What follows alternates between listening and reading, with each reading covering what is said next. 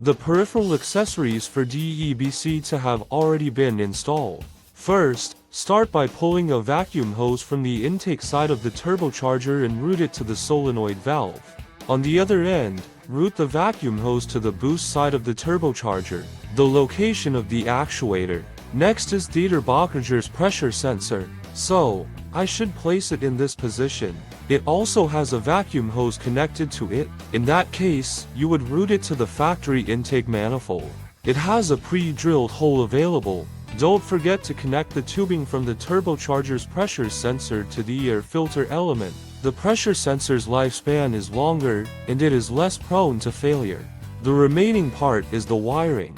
Following the principle of non-interference, route the wiring to the firewall and then pass it through to the inside of the driver's compartment. With that, the installation is complete. For the engine compartment wiring, bring it into the driver's compartment and connect it to the controller. They are respectively the power wires for the controller, and the connection wires for the solenoid valve, the connection wires for the display unit, the connection wires for the pressure sensor. There is an additional slot available here, which can be used to connect to the oxygen sensor. It can provide protection and adjustments for the air-fuel ratio. I haven't connected this wire.